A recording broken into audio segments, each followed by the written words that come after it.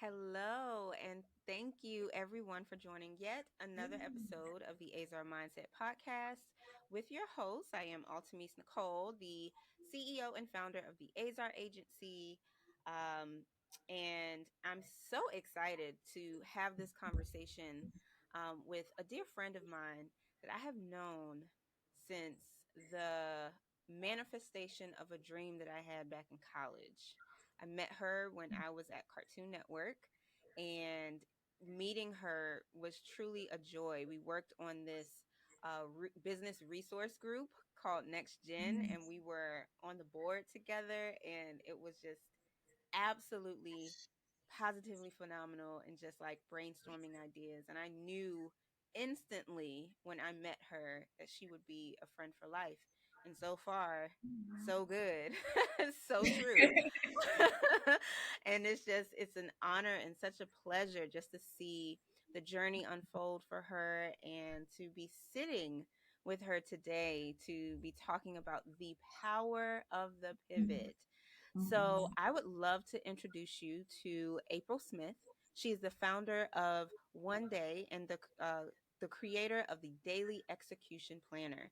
She is an avid user of her own planner, and she has also ventured into other entrepreneurship journeys, including flipping homes and investing in restaurants, like and writing an ebook and all these other Yeah. things that she's doing and creating courses and Mhm. inspiring women along the way to be intentional about pursuing their goals and creating a plan and how they're going to get to that goal. Mhm. So I'm so very excited, April, to have you with me. And like, Mm. please tell me, a little bit more about your journey, because I'm listing out all these wonderful accolades that you have and all the amazing things that you're doing, but Mhm. how did you get there? Like, how did you get there?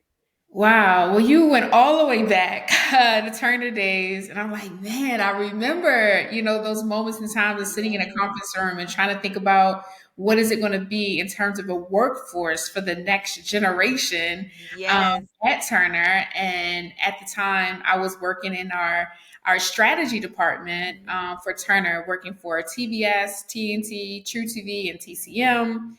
And I remember us having this outlet outside of our jobs and day to day, and just to have a really great time to think about what was happening in the world and what are some of the things that we could do to bring some of that energy to Turner. And it's so Yes. crazy. I was thinking about some of those things, and we're actually living through some of those things today because some of those things was the concept of like car sharing. Like, what is car sharing? What is that? Yes. Lo and behold, everyone knows Uber, everyone knows Lyft. Yes. And it's just so crazy how quickly times go and how much time has passed. So it's so great to be here with you in your journey of doing a podcast and getting insights out and perspectives to people in terms of what do they want to do, what do they want to be, and being the best version of themselves. So I'm excited to talk about the power of the pivot.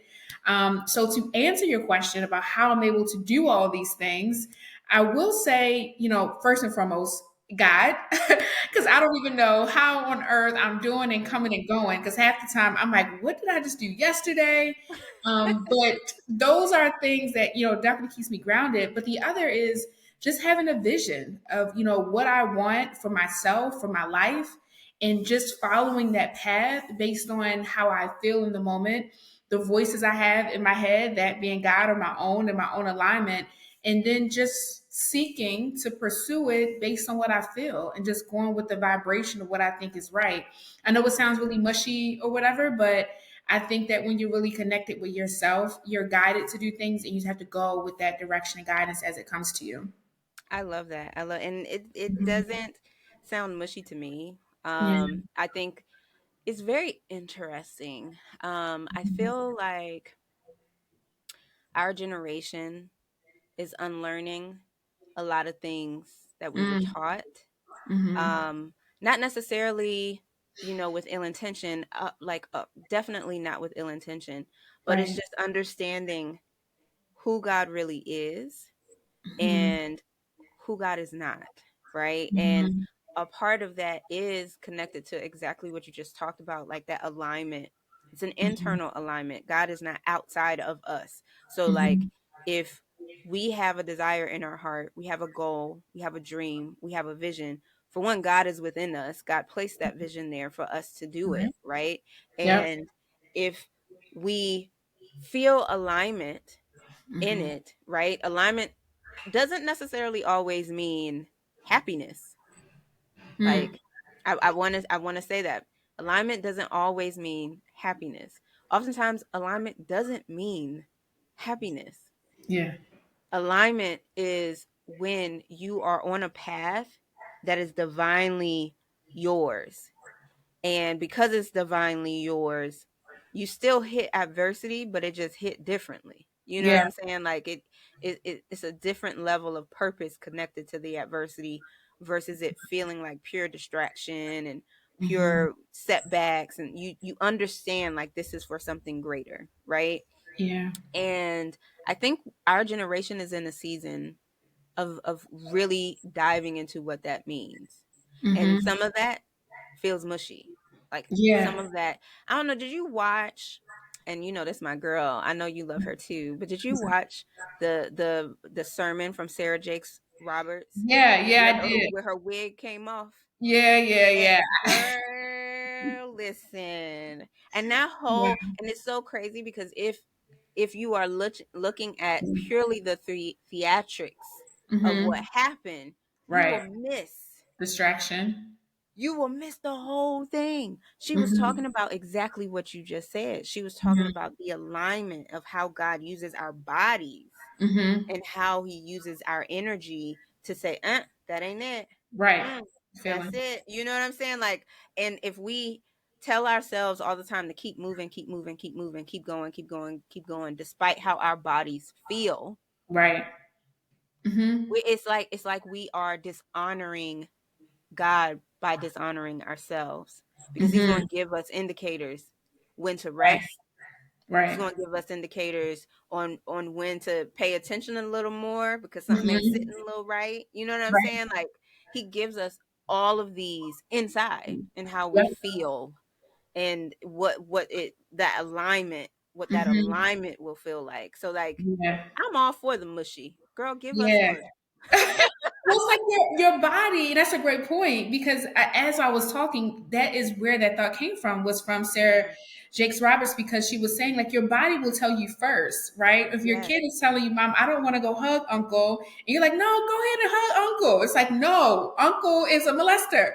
You know, Yes. the idea is you have to listen to your body because your body is communicating. When you're tired, you need to rest. When you think there's an inkling of someone needs to pick up the phone and call, you need to call them. When Yeah. there's an opportunity like that, says go right in your car, go right. Those are Yes. all visions from God talking to you, and you think that something told me. No, that something told you is God.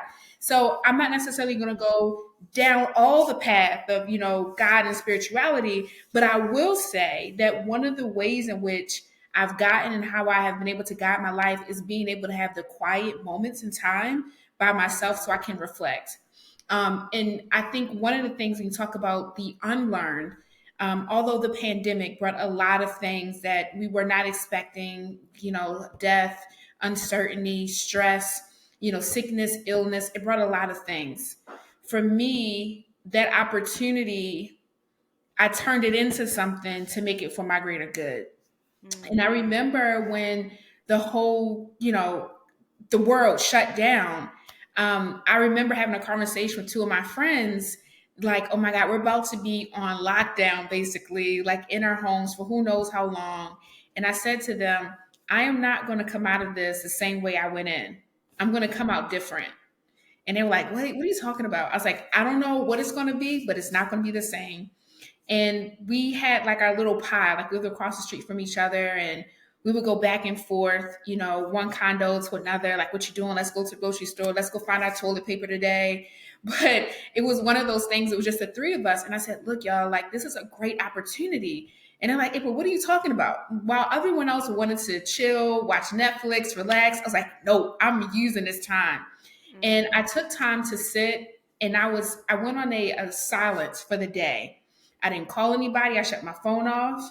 I didn't watch any TV. I literally completely checked out from everyone. I put on my favorite sweatshirt, my favorite shorts. Sometimes, get cold up top in the shorts. I get really comfortable, and I sat and I meditated and I sat in silence the entire day. I didn't want to hear my voice. I didn't want to hear anyone's voice. And I just sat and I was still for an entire day. Now, I did call my parents and my sister, say, hey, just FYI, if you're looking for me, tomorrow, I'm going on a silent retreat. I'm like, I don't know what you're talking about, April, but whatever. But that moment helped me to get centered, and it helped me just to be quiet and hear my own thoughts. How am I feeling? What do I want? What do I desire? And I didn't want to hear those voices about what was going on outside of the world. And this was like literally like right before, I would say, yeah, right before George Floyd. And I just really got really quiet because I just didn't know what was happening and what was to come.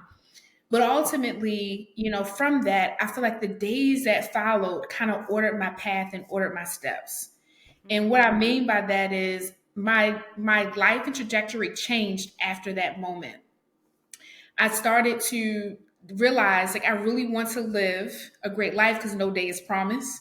My parents could be gone tomorrow. I could never see my parents. Like anything could just change or shift. Like, what do I need? So I started just somehow, some way saying, you know what, I want to be an entrepreneur.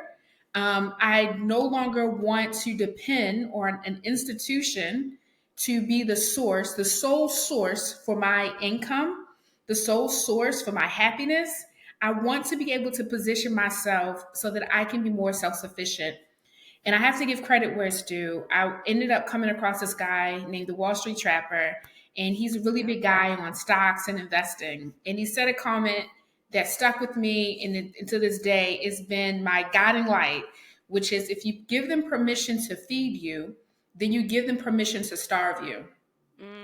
You give them permission to feed you, give them permission to starve you.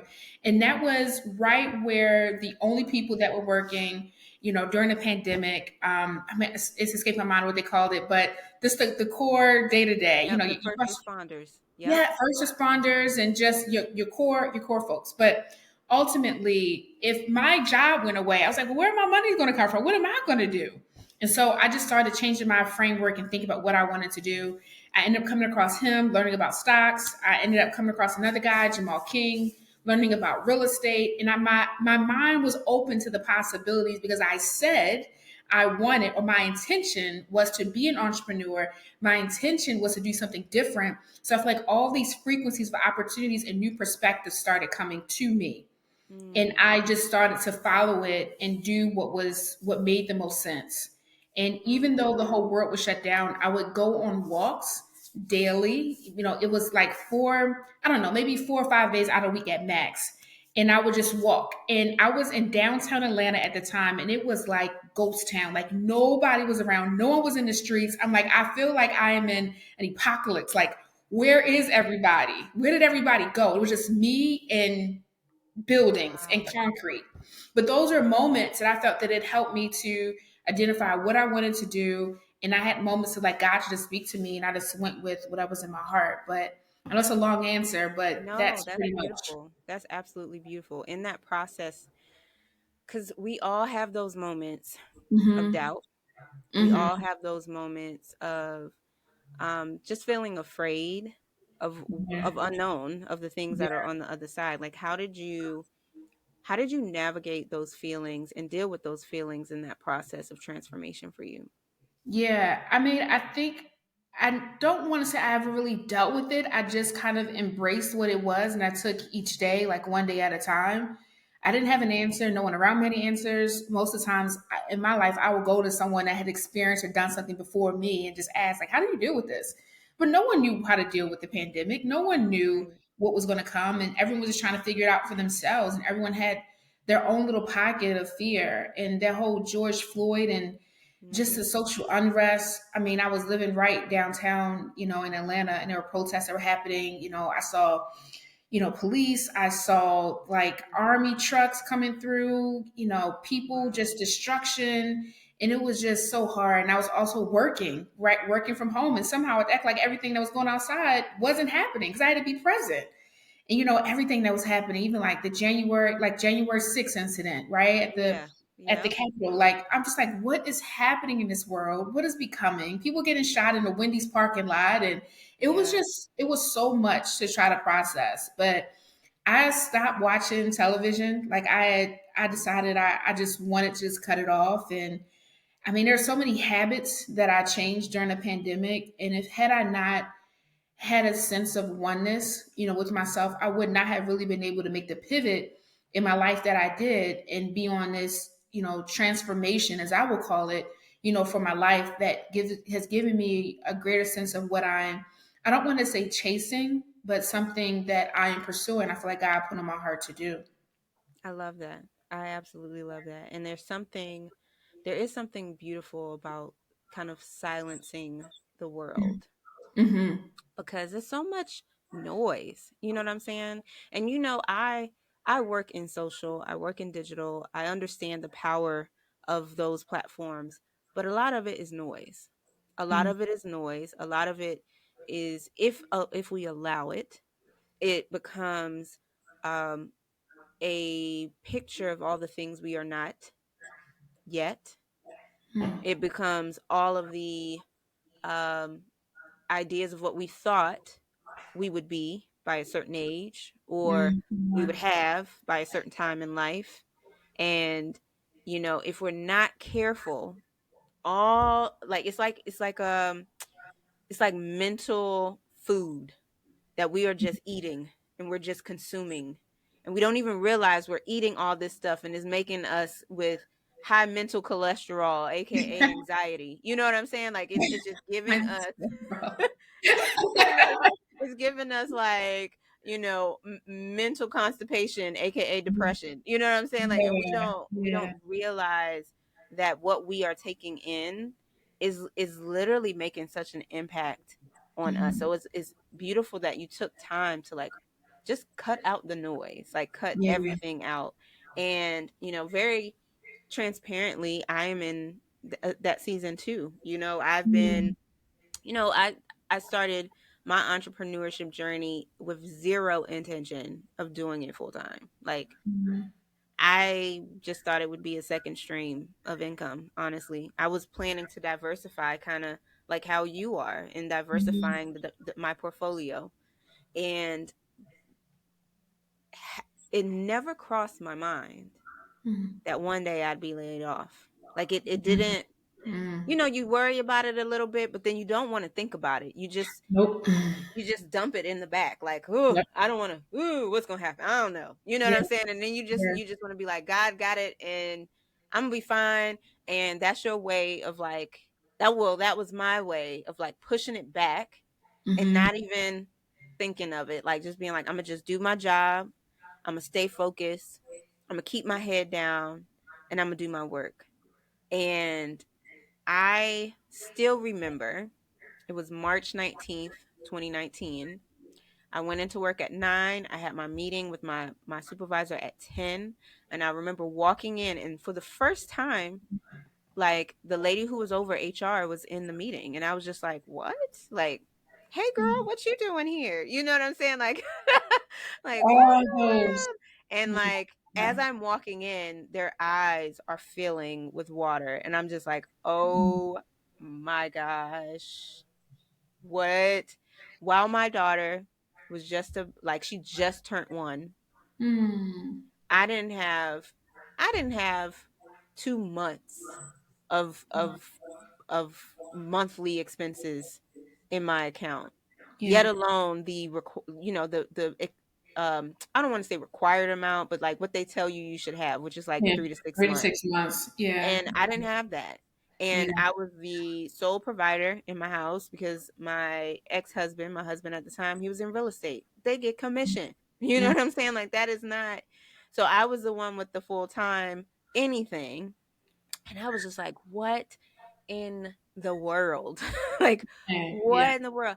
And I remember because of my time with them, my severance was only 2 weeks.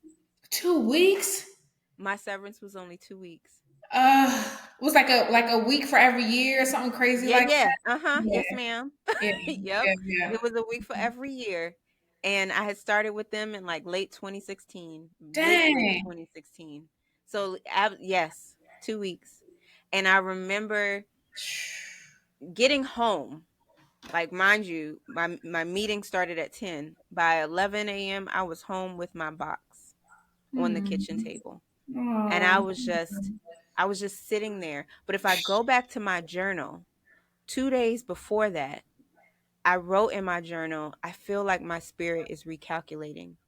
Oh. And I said, I don't know what this is, but I'm okay with it. No idea what was going to happen 2 days later, but I literally wrote that in my journal.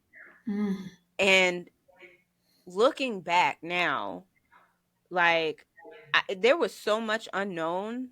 Like, April, I can't even tell you. Like, I didn't know how in the world we were going to pay for a mortgage that I'm still, in the weirdest way, still being able to cover. Like, that's just I'm weird now. mind blowing to me. You know what Yeah. I'm saying? Like, Yeah. I didn't know how I was going to do that. I didn't have no clients because Mm. I Mm. wasn't, like, it, Mm. it was a side hustle. Like, it is what it is. If sometimes I Right. have one, sometimes I have two, sometimes I have none. It's okay. It's an additional stream of income. I had to figure it out. And I think that in that season, I kind of did like how you did, where you just shut out the noise. Like, Mm-hmm. I had to. I had no other choice. Yeah. And I think what God did was he removed my plan B. Mm. He removed it so that way I could just say, okay, God, all I got is this one plan. Like, I have to trust in your word.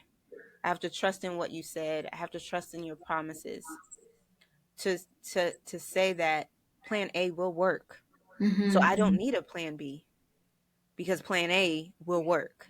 Yeah. And it was just, and looking back and then fast forwarding to now, like, the business took off during the pandemic, kind of Mm. similar, like, in the way you saw it as opportunities. Like, Right. I saw the same. Business owners either ran and pulled all marketing dollars or leaned in. There was nobody in between. And it was amazing to observe as, Wow. like, a vendor, so to speak. Like, Mhm. there were businesses that were like, no, nope, pulling it all in. And then it was other businesses like, everybody's at home, huh? Yeah. Everybody's on social, right? Hey, we need some digital marketing. Like, literally, it was a beautiful thing.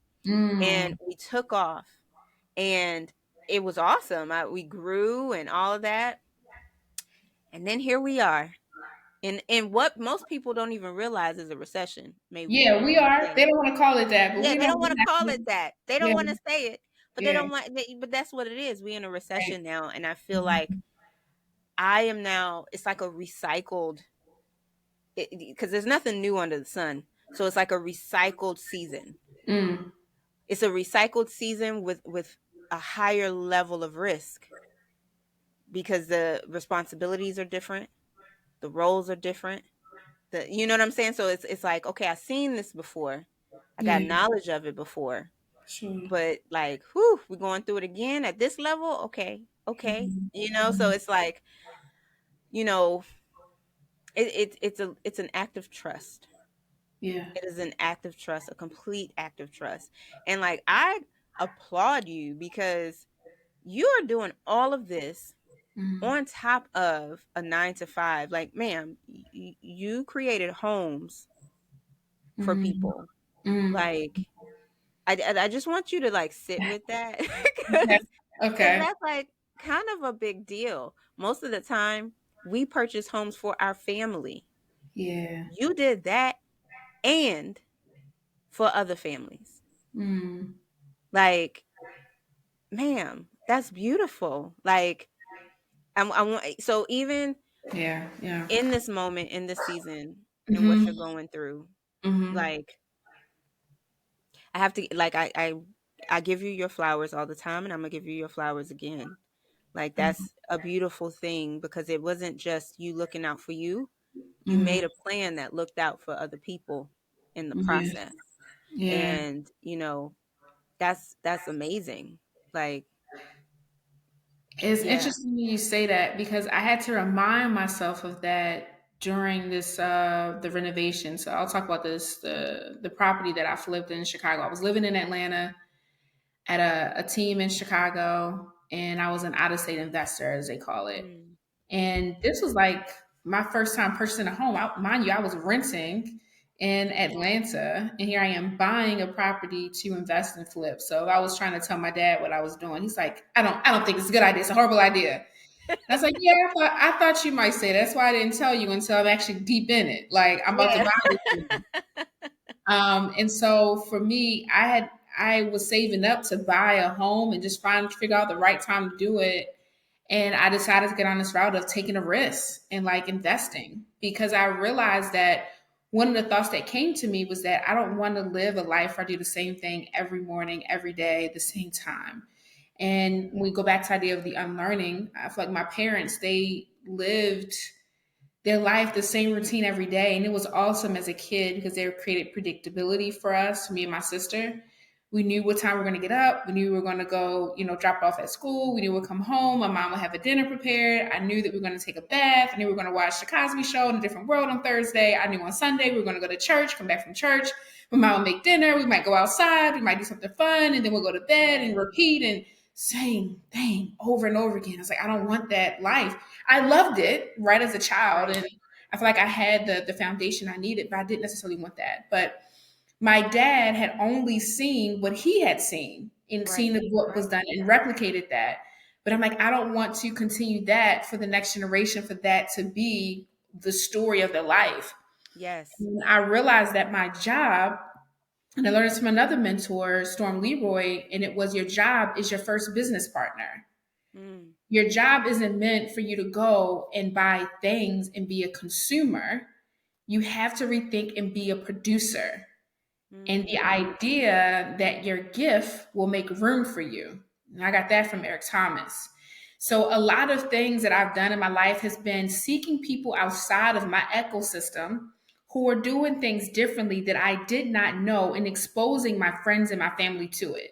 So if you stay within the same confines of the same family and friends that has been in your life all your life, you're going to be doing the same thing they were doing. But if you take a risk and you go and do something different, and you get in different circles, you get exposed to other things. So your exposure is a direct connection to your success. Your level of exposure determines your level of success. I reword it that way. That's the Jamal King quote. Now, I mention these things in quotes of people because it consistently reminds me of why I'm doing what I'm doing, because otherwise I'll be doing the same thing. So me going to get a property and flipping it for another family was big because I didn't even own my own home. But the contractors that I had working on it weren't even doing that great of a job on it. Now, granted, it was my first time, but I feel like it wasn't really giving a solid home for someone to live in. And I wanted them to be in a really nice place. And it was like a 3-bedroom, 2-bathroom, a basement, upstairs, downstairs, a backyard, 2-car garage. And it was in Hyde Park. And it's another growing area in Chicago. But it wasn't going well. And I had to make a pivot. And I was like, you know what? If I'm going to learn this real estate thing, I'm not going to do it from out of state. I'm going to move from Atlanta and I'm going to move to Chicago and I'm going to make sure this project goes well. I moved to Chicago, and when I came here, my project manager, in terms of the person that was managing, the renovation, decided she didn't want to keep working because she did all she could do and now just got to sell it. But I'm like, I'm not going to sell it like this. Is like crap. Yeah. And so I had to use my own money, my own funds outside of the investment to get it going, to get the renovations done, and had to redo parts of the renovation even myself. Physically, I'm painting cabinets. I'm putting up tile and grout in the bathroom. Like I had to get it done, I had to figure it out. But through everything that you go through, there's always a lesson in it. You're always learning. You're always growing. And I thought it was the worst thing that I could have done. And all I had in my mind was my dad was right. My dad was right. I should just did what everybody else do. But I had to push through it and really figure that thing out. But the goodness of all of that and relocating here to Chicago, I learned more about real estate. I changed my point of view of what I wanted to do. I took the funds from that property that I flipped, the profit from it. I didn't think I was going to make any money from it because I poured so much into it. I invested money in, got my money back, and then I invested in a restaurant in Atlanta, even though I'm living here in Chicago. And that was part of the thought of, I'm going to have a piece of Atlanta because Lord knows I'm going back. But I need something to remind me that I'm here for Chicago for a season and I'm headed back to Atlanta. And I had made the decision to invest in this restaurant after being at a dinner with a friend on Cinco de Mayo. I won't forget it. A gentleman came in with a group of his friends, and a group of friends that I was with knew him and said, "Hey, what's going on? How you doing?" Just casual conversation. And he ended up mentioning that he was a doctor and he had just purchased a restaurant in Atlanta called the Sound Table. And this restaurant is in Atlanta on a strip in Auburn, is in Auburn, no, in Edgewood on Auburn Avenue. Well, reverse, in Auburn on Edgewood Avenue. And he decided to purchase it because the sellers of that restaurant decided they didn't want to be in the business anymore. And they would give him the restaurant and they were just changing the name. So they wanted to take the name, but he could basically take over the restaurant. And he, like his investment, like my investment, I had on hard times. I had to find the money out of my own pocket. But like him, he didn't have money to come out of his own pocket. He needed someone to reinvest in his business to keep it going. And I had literally just with the property, I had the profits in my pocket. That's another story. Not literally in my pocket, but in my account.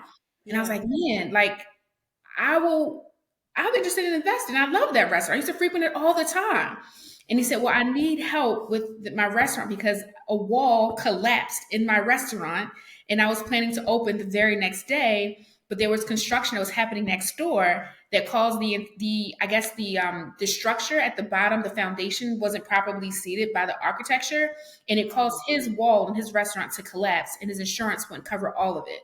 So insurance covered part of it, but he still needed money to train his employees, get everything up to speed. Yeah. So I said, you know what, God, I think I'm supposed to invest in this restaurant. Let me go ahead and do this thing. I'm going to invest. I have a piece of Atlanta. I'll learn about the restaurant business, but I'm basically becoming the bank.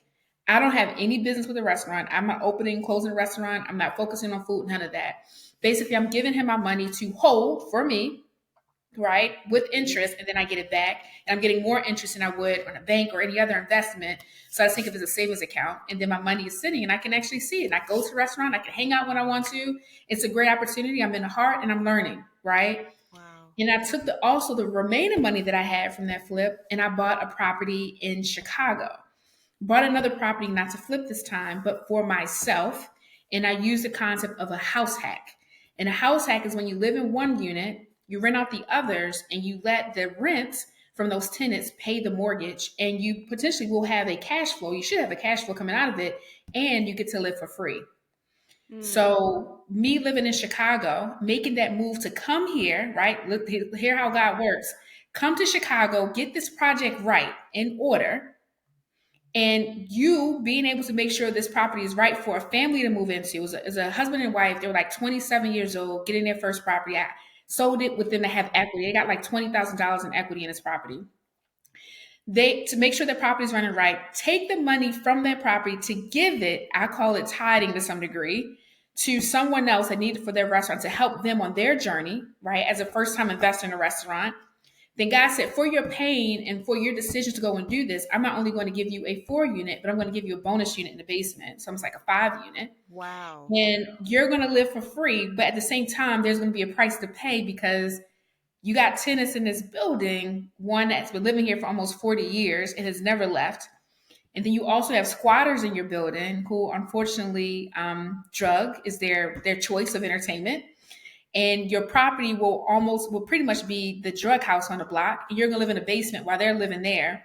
And then you're going to have 2 units upstairs that are vacant. And you can't even see what's happening up there because you're going to be in the basement. And you're going to live in a neighborhood that is being regentrified. And the block over is basically a war territory. Wow. Now, for me, my thought is thinking about being uncomfortable. I didn't know all of this coming into it. So sometimes going in blind and taking a risk is not always the best educated decision. I wouldn't advise this to anybody. But for me, I wanted to invest in a neighborhood that was growing, which is Auburn Gresham.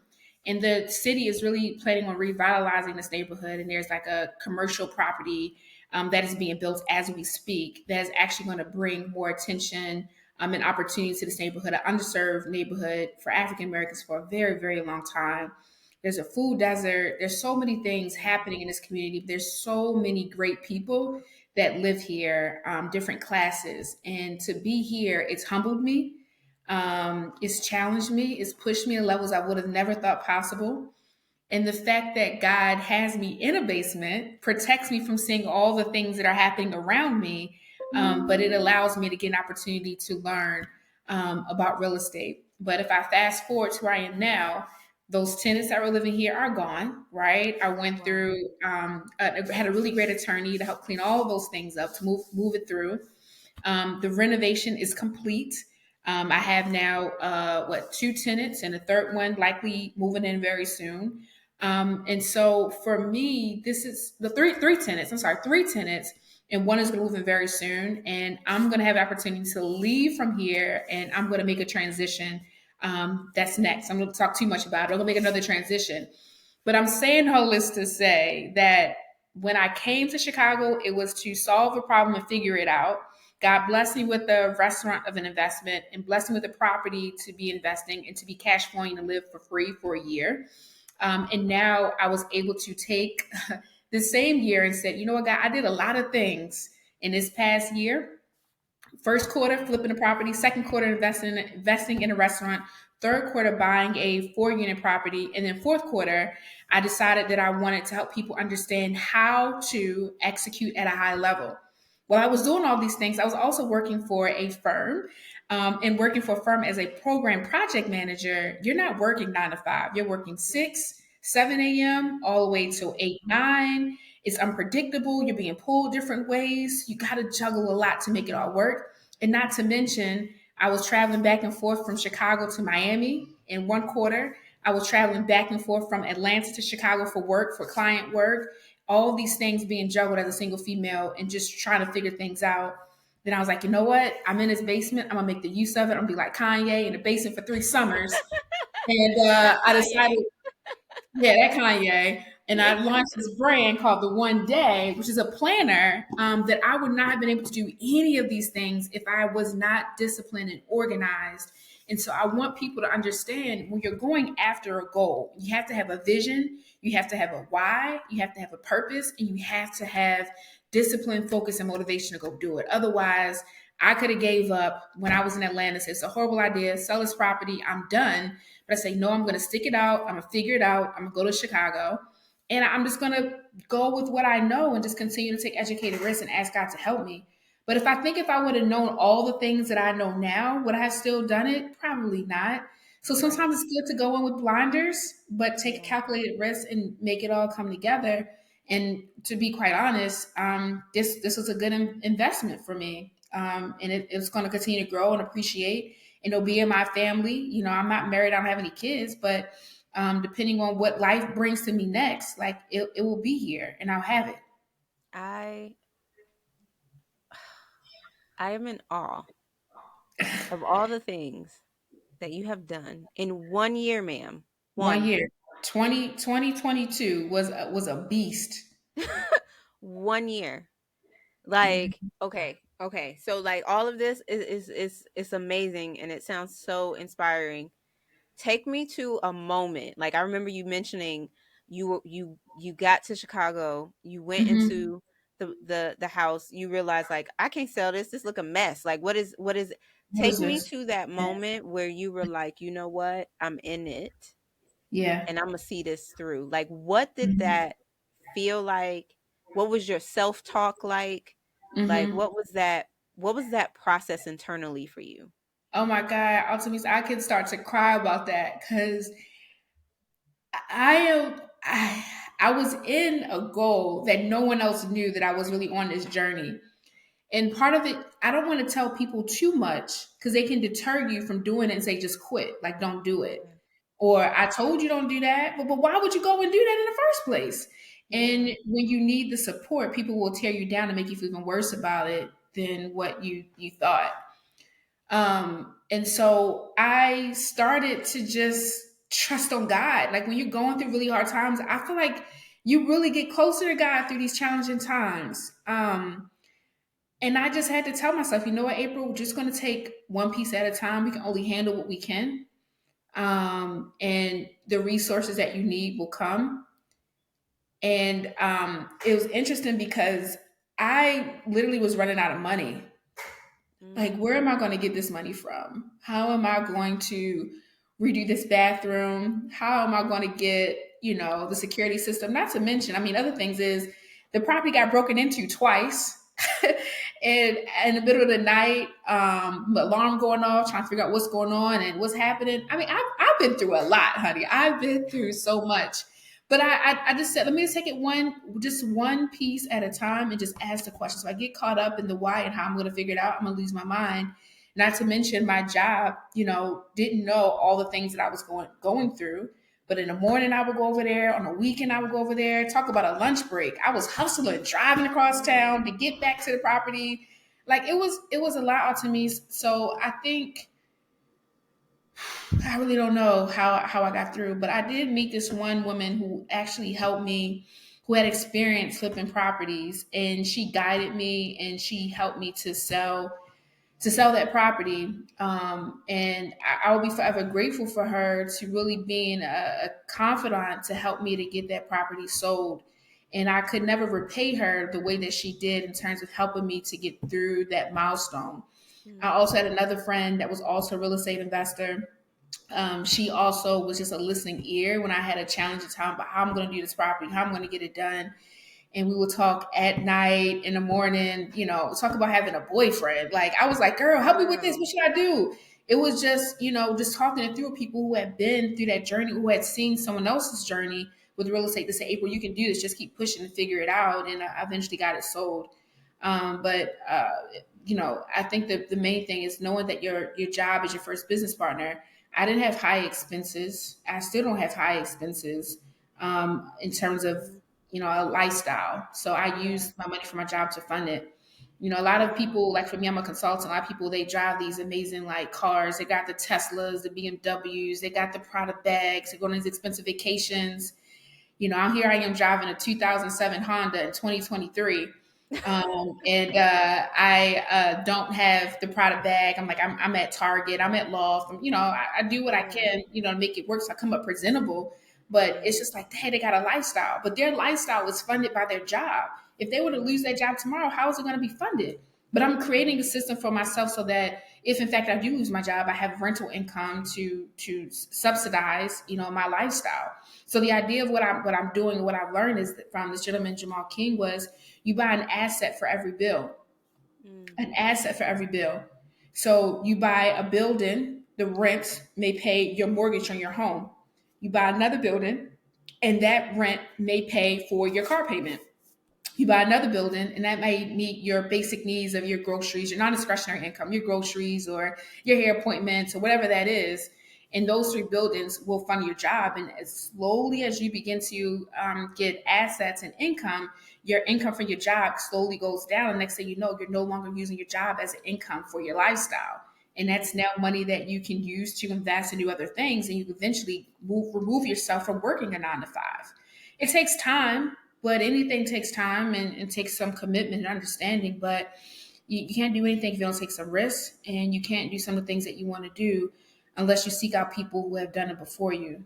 But I think for me, even though my parents may not understand everything that I'm doing, they've now become more supportive of it because now they see the value in why I'm doing, what I'm doing. So that's just where I'm at.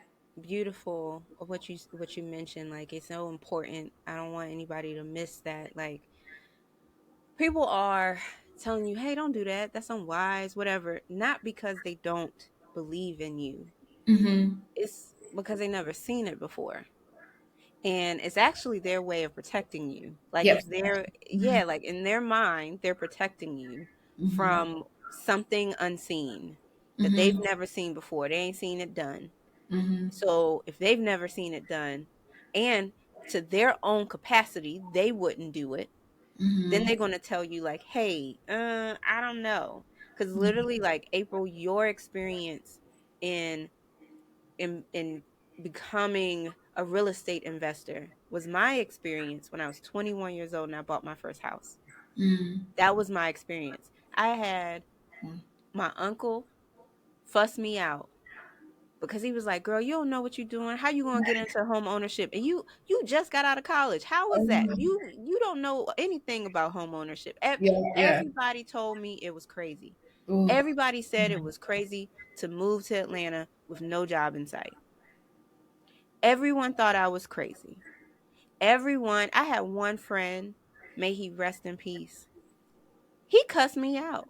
And Oh. he said, "Why would you leave Virginia when your mom is here, your family is here, people that love you are here, and you going to go all the way to Atlanta with no job and commit yourself to an apartment and you ain't got no job?" He it just he didn't understand it. He didn't understand it. Yeah, yeah. And I think it's not meant for them to understand. Mm-hmm. So Mm-hmm. we have to then, when God gives us a vision, when he gives us a plan in our heart, we Mm-hmm. have to protect that, Yeah, yeah, and we got to move forward with that, and yeah, being mindful of who we share it with, yeah. who we talk about it to. Mm-hmm. Because if they don't have that hunger of a vision of their own within their bellies, they're not going to understand yours. Yeah. Like, they're not going to, and it's not to say that they don't love you. It's not to say that they wish, will, intent, or anything of that. It's actually quite the opposite. It is the Mm-hmm. opposite. That is them loving on you, Yeah. right? That's them loving on you.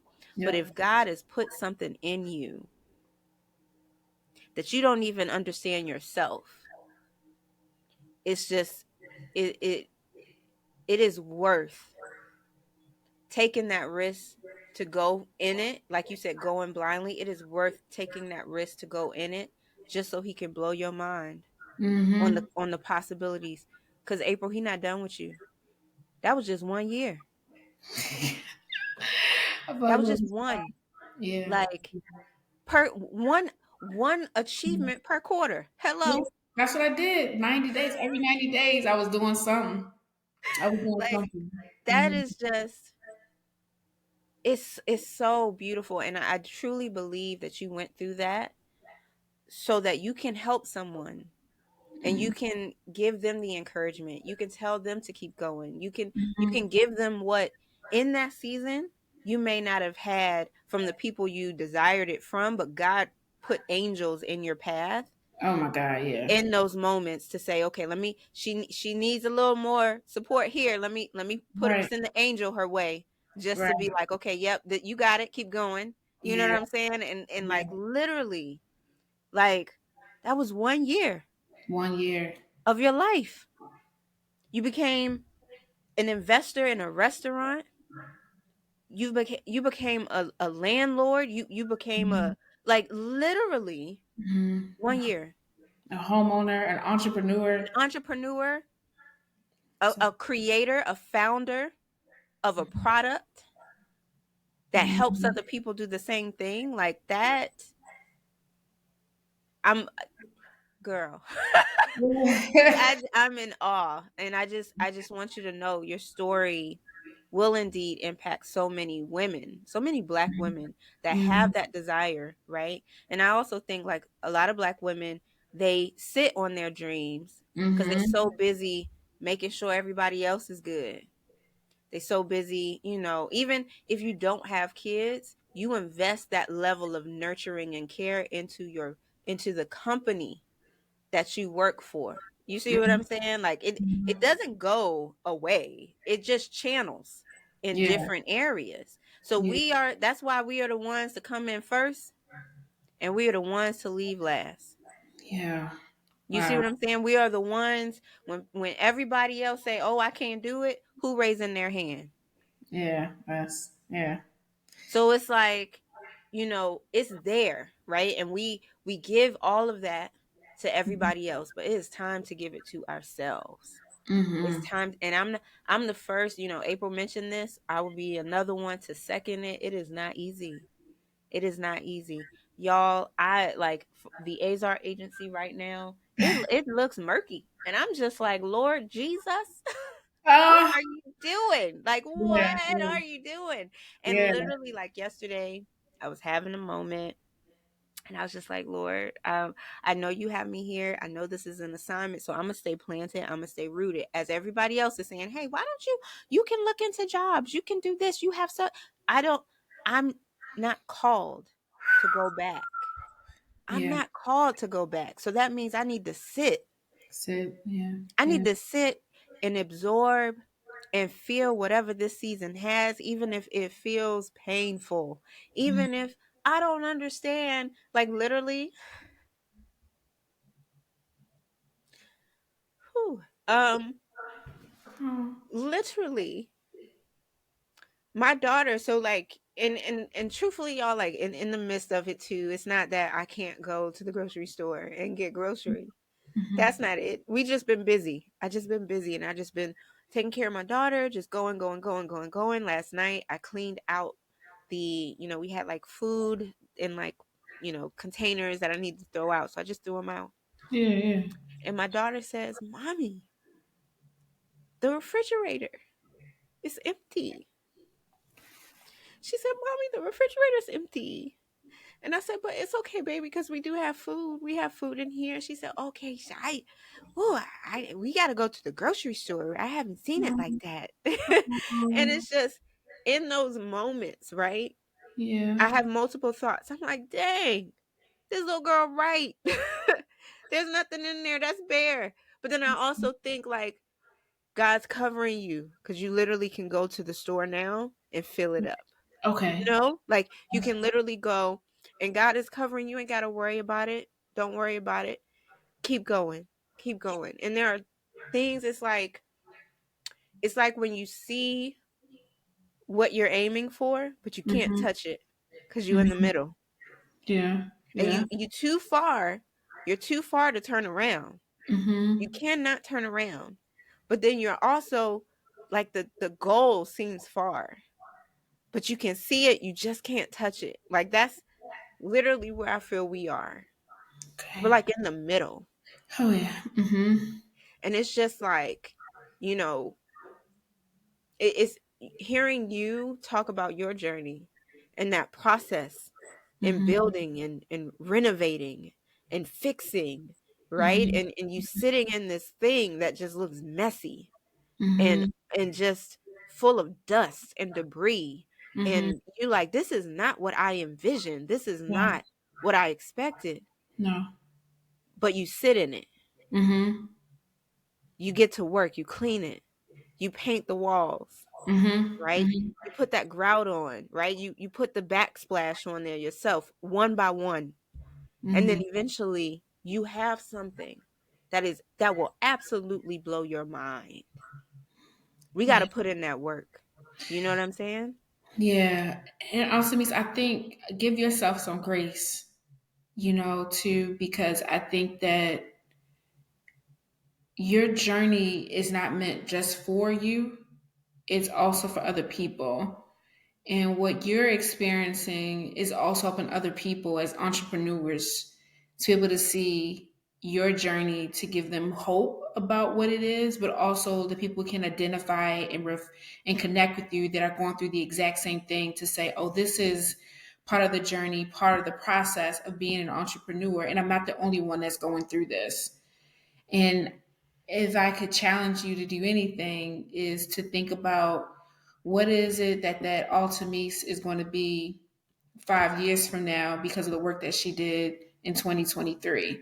Mhm. And what sacrifices did she make in 2023 so that she would be able to live and have the lifestyle that she desires to have in the future? But I don't want you to think that you have to have a struggling mindset in order to make it either.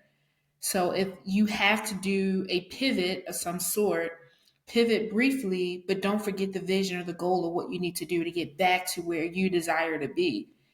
And if the only thing that I can think of in terms of reflecting on this is, don't look at the next day, don't look at the next year, but just the next hour, right? What's the, and Oprah says, what is the next best thing that I can do in this moment that's going to give me the joy, the satisfaction to solve whatever problem that I have?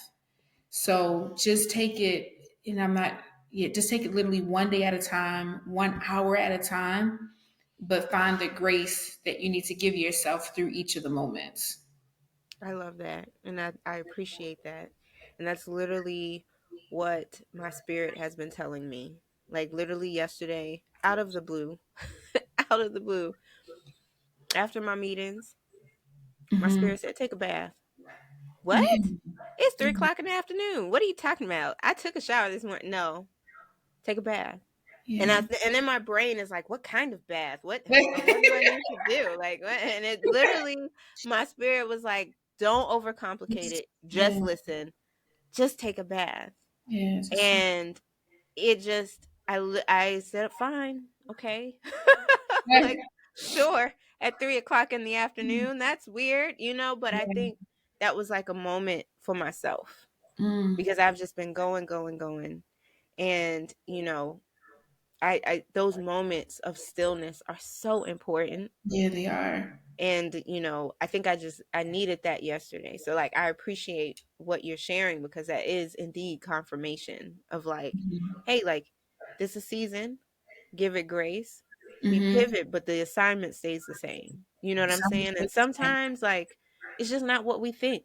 Mm-mm. Like we think the vision is this, and then we get in it, and there's a whole new vision built within that that Mhm. is designed to just propel our lives so much further. So Mhm. I want to thank you so much for your time. Thank you for spending time with me. This conversation was absolutely wonderful. And Mm. April, you are doing a phenomenal job. Like, Oh, thanks, love. you are inspiring me in so many ways just by your Mhm. obedience to the assignment. And you just saying, you know what? I'm going to go and I'm going to just do it. And I'm going to just Yes. figure it out. And I'm going to trust. And I'm going to have Mhm. faith. And we want and I'm gonna have a plan, right? I'm not gonna go and just be like, what we doing now? Like, Yeah. you know Yeah. what I'm saying? You created and then created something Mhm. tangible for Yeah. other people to do the exact same thing. Exactly. So I wanna end here with you sharing with us, where can we find you? Where can we Mhm. find the One Day Planner? Like, how can Mhm. we get connected to you in Yeah. terms of like all things planning, vision, dreams, and organization? Yeah, I'll just say this one thing. I think a lot of times people have this mindset of I have to or why me, but change your thinking to I get to, right? I get to Yeah. invest in property. I get to help other people achieve their big, audacious goals by taking it one day at a time. And so for me, this planner, it comes in 4 different colors, whatever inspires you. I've got black this quarter. And so there's the teal, there's turquoise, well, teal slash turquoise. I call it tenacity teal. Then I have pink, which is perseverance pink. And then I have gold. Well, I should say gold. I have gray, which is goal getter gray. And then I have black, which is boundless black.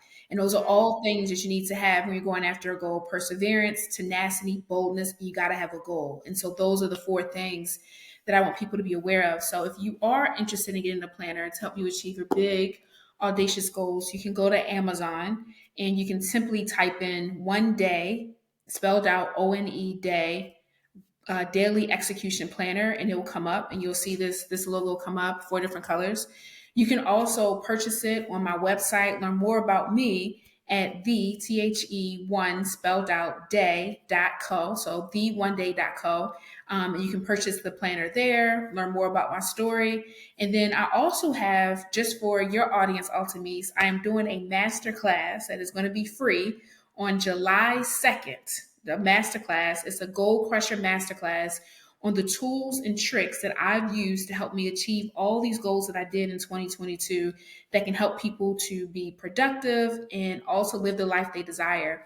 And you can sign up. It's a little bit long, but it is masterclass.the1day.co. So masterclass.the1day.co. You can sign up. And you can also follow me on Instagram. I'll be posting information about it and every single day giving out tips. My Instagram is I am underscore April Smith, just like the month. I am underscore April Smith. And you can follow me and also follow my brand that is hosted by the Ezra Agency, which is a great platform that is actually helping people to achieve their big audacious goals. And you can follow that brand at the1day, again, the1day spelled out underscore official. You'll see all the great things about my brand, what we're doing, and I'm so excited to help your audience, Ultimes, to achieve their big audacious goals. And again, my name is April Smith, and I'm so glad I was here with you all. And if you're interested in connecting with me, just ping me, tag me, and I'll even do a 15-minute consultation for anyone on their goals to really help them, get out of the brinks or the challenging part of their goal, because I think people miss out on that middle piece of the goal, which is that struggle. Everyone's excited at the beginning and they're excited about the end, but who's helping you in the middle to get through those challenging times? And I feel like that's what I'm here to help and give people, and that's my talent. And that's my time. That's my time with Ultimise. I ain't got nothing else to give. So thank you, Ultimise. I love it. And we will make sure that every single thing that April Mhm. provided, we're going to have it in the show notes for Awesome. everyone. So you can find the links there. And Mhm. April, thank you. Thank you so much. Thank you again. Welcome. And everybody, remember that you are so worth your goals. You are worthy of them. They are placed in your heart for a reason. So go after them fearlessly, Mhm. ambitiously, unapologetically. And we are here to support you every step of the journey. All right. All right. Until next time. Thank you guys. Love you. Bye.